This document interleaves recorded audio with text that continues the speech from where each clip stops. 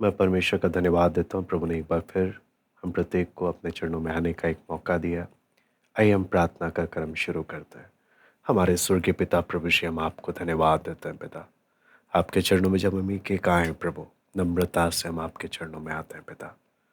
प्रभु आपके वचन को जब हम सीखने के लिए जा रहे हैं प्रभु, हमारे मनों को, वचन को आप हमें एक एक को खोल कर दें प्रभु। हमें एक एक से बात कर आपका वचन समझने के लिए पवित्र आत्मा आप सहायता करें। आपकी अगुवाई हम मांगते हैं प्रभु।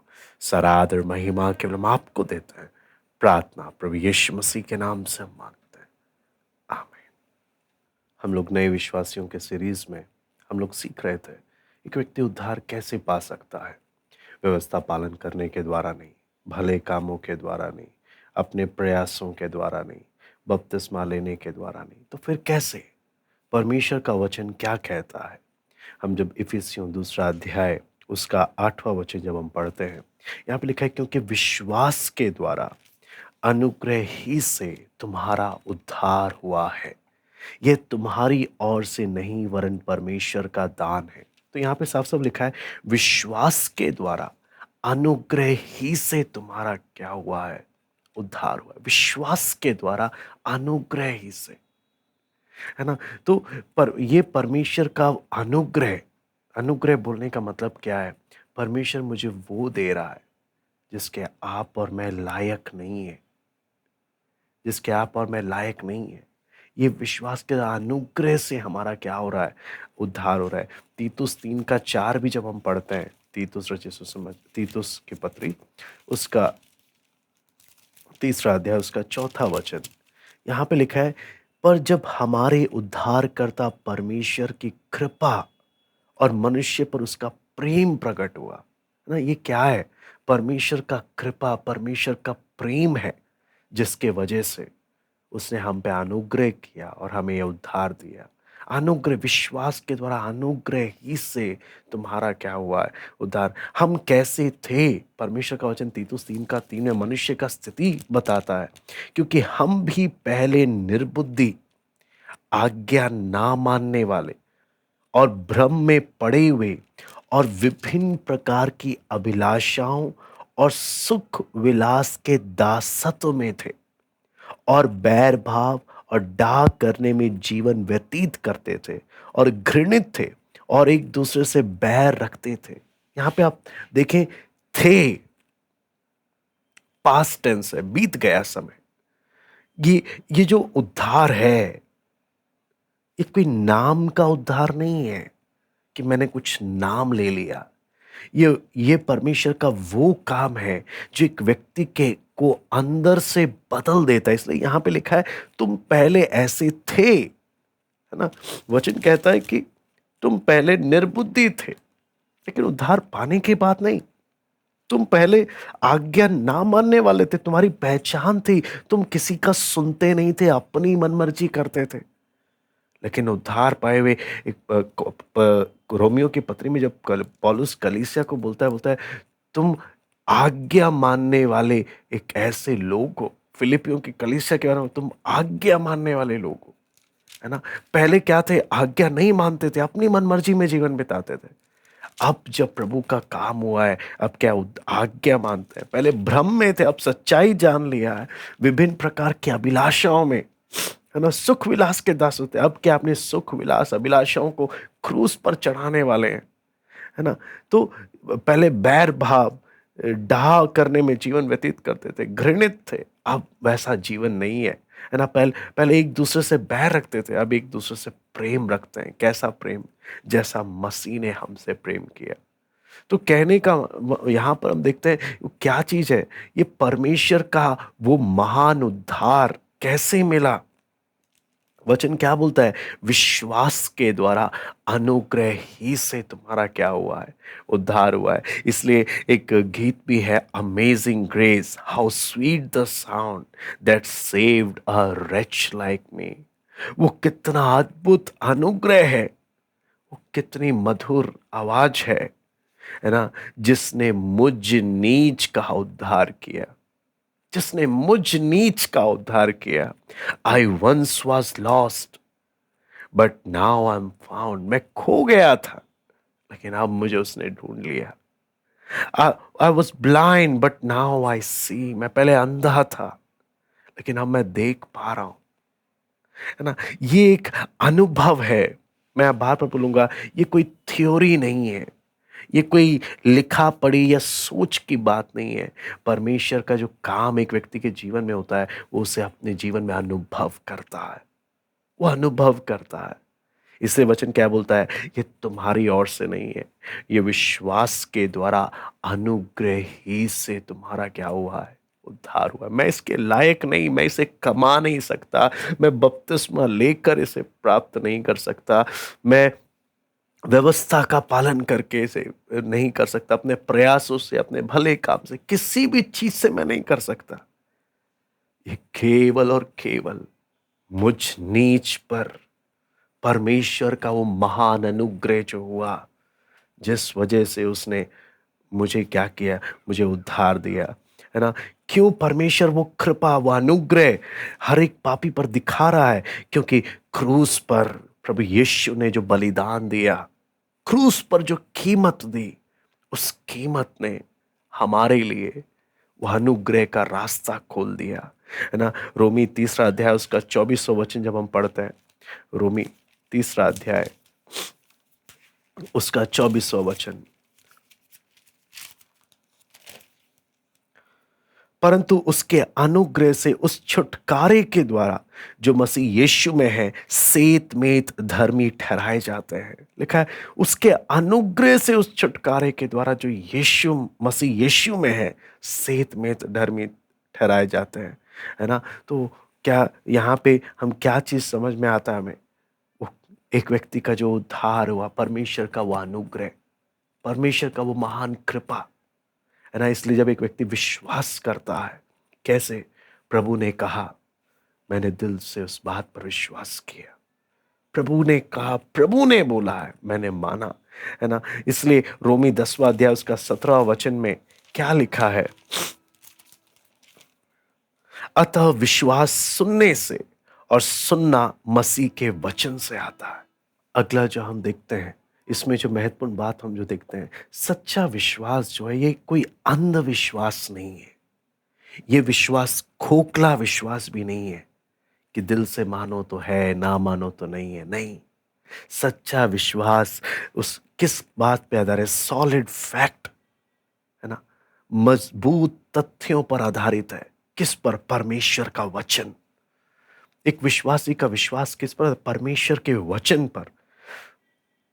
इसलिए वचन में हम जब ध्यान से पढ़ते हैं, अब्राहम के जीवन को देखते हैं, अब्राहम विश्वासियों का पिता कहलाता है। अब्राहम के जीवन को भी अगर हम देखें, उस क्यों? वो एक विश्वास करने वाला जन था। वचन कहता है परमेश्वर ने बोला, अब्राहम ने मान लिया। परमेश्वर ने बोला मैं तुझे संतान दूंगा, दिया नहीं उस टाइम एकदम से, अब्राहम ने विश्वास कर लिया और ये उसके लिए धार्मिकता गिना गया। परमेश्वर ऐसा विश्वास चाहता है कि जो परमेश्वर बोले, एक व्यक्ति उस पर विश्वास करने वाला होना चाहिए, है ना। अब्राहम अपने विश्वास में इतना मजबूत था कि जो भी परमेश्वर बोले वो पक्का होगा करके उसने विश्वास किया। इसका सबसे अच्छा उदाहरण हम रोमियो की पत्री 4 अध्याय 19 से लेकर 21 तक हम पढ़ेंगे। रोमी 4 अध्याय उसका 19 से 21। वो जो 100 वर्ष का था, यानी कि वो जो 100 वर्ष का था, अपने मरे हुए से शरीर और सारा के गर्भ की मरी हुई किसी दशा जानकर भी विश्वास में निर्बल नहीं हुआ। कितना अद्भुत बात है।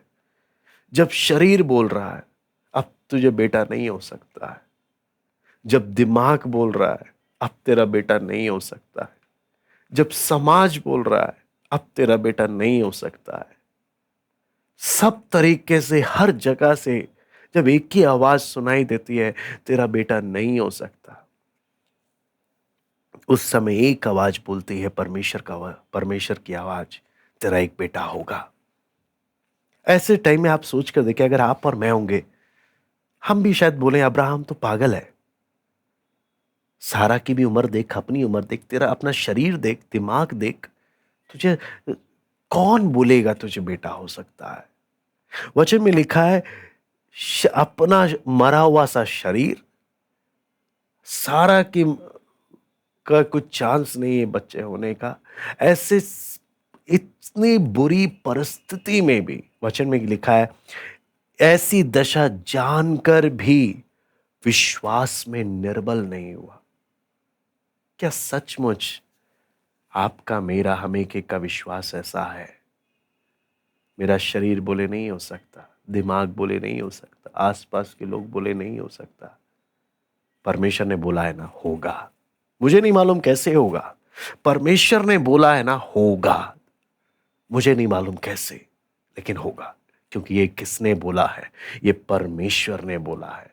ऐसा विश्वास परमेश्वर चाहता है। 20 में हम पढ़ते हैं, ना अविश्वासी होकर परमेश्वर की प्रतिज्ञा पर संदेह किया, है ना। परमेश्वर के वायदे पर उसने शक नहीं किया, पर विश्वास में दृढ़ होकर परमेश्वर की महिमा की और निश्चय जाना कि जिस बात की उसने प्रतिज्ञा की है वो उसे पूरा करने में भी समर्थ है। ऐसा विश्वास परमेश्वर चाहता है। ऐसा विश्वास, है ना, अनुग्रह ही से, है ना, विश्वास के द्वारा अनुग्रह ही से तुम्हारा उद्धार हुआ है। क्या ये विश्वास प्रभु के वचन के द्वारा मुझे मिला है? यह विश्वास का दान प्रभु ने दिया है, क्योंकि परमेश्वर ही दे सकता है। और जब परमेश्वर देता है वह संदेह नाम की जगह नहीं है। संदेह का कोई जगह नहीं, शक का कोई जगह नहीं, है ना। क्यों? क्या सच में परमेश्वर अपने वायदे को पूरा करेगा? क्या सचमुच परमेश्वर जो बोलता है वो करता है? कहीं ऐसा तो नहीं कि इससे पहले परमेश्वर ने कुछ बोला हो वो हुआ ना हो? हाँ, कहीं ऐसा तो नहीं कि परमेश्वर कभी फेल हुआ हो? नहीं, जो बोला है वो होगा। जरूरी नहीं कि वो मेरे टाइम पर होगा।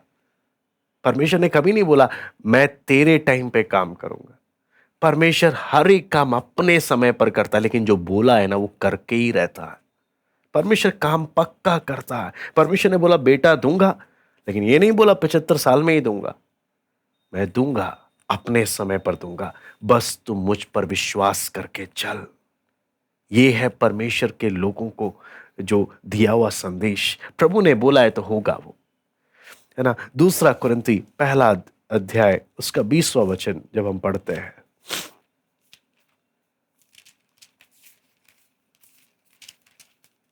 क्योंकि परमेश्वर की जितनी प्रतिज्ञाएं हैं वे सब उसी में हाँ के साथ है, इसलिए उसके द्वारा आमीन भी हुई कि हमारे द्वारा परमेश्वर की महिमा। जितना भी परमेश्वर ने वायदा किया है पक्का पूरा होगा, पक्का पूरा होगा, है ना। क्योंकि परमेश्वर का स्वभाव क्या है? वचन जब हम पढ़ते हैं तीतुस पहला अध्याय उसका दूसरा वचन, यहां पे लिखा है, उस अनंत जीवन की आशा पर जिसकी प्रतिज्ञा परमेश्वर ने, जो झूठ बोल नहीं सकता, सनातन से की है। परमेश्वर जो झूठ बोल नहीं सकता।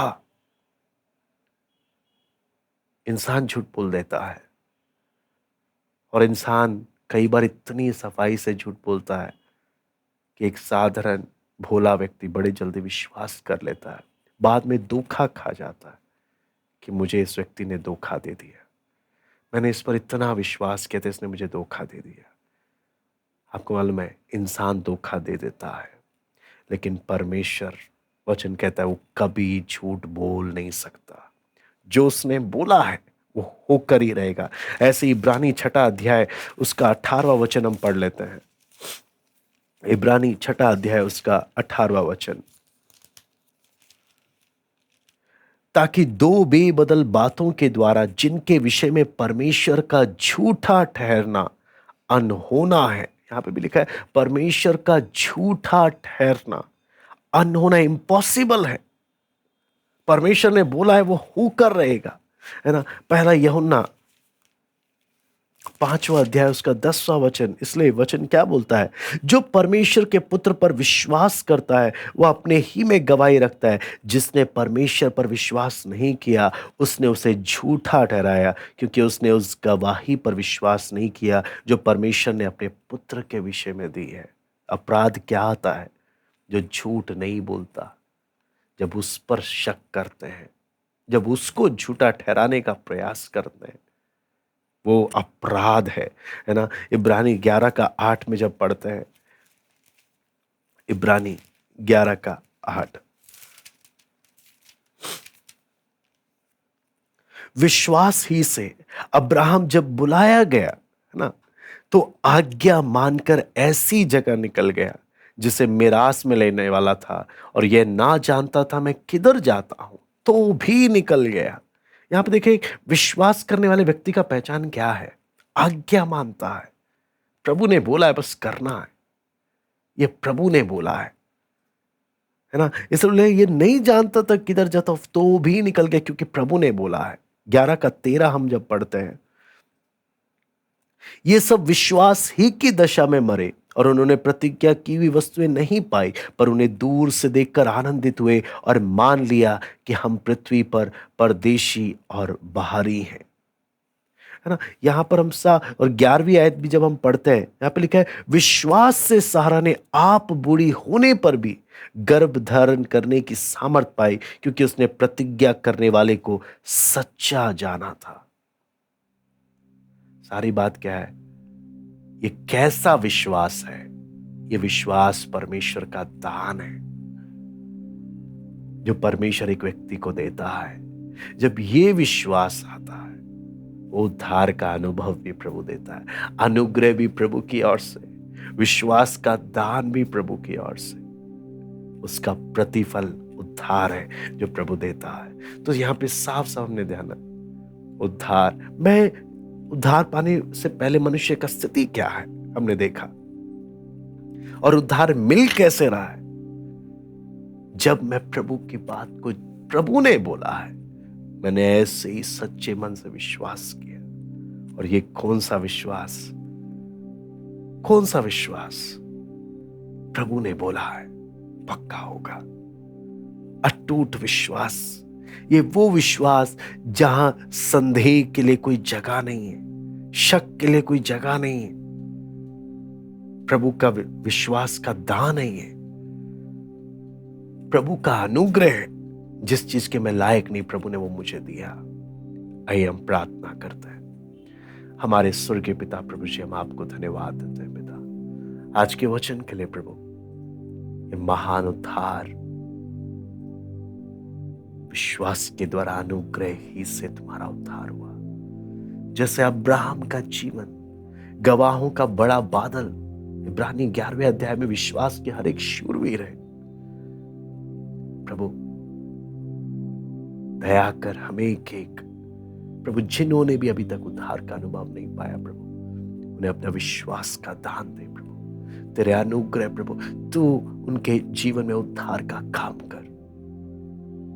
प्रभु आपकी दया मांगते हैं, प्रभु आपका अनुग्रह मांगते हैं एक एक के जीवन में। प्रभु जी एक एक से आप बात करें। धन्यवाद देते हैं पिता आज की संगति के लिए। सब बातों को हम आपके हाथ में सौंपते हैं। हम एक एक से आप बात करें प्रभु। वचनों को मनन करने के लिए कृपा दें। सराद और महिमा केवल हम आपको देते हैं। प्रार्थना प्रभु यीशु मसीह के नाम से हम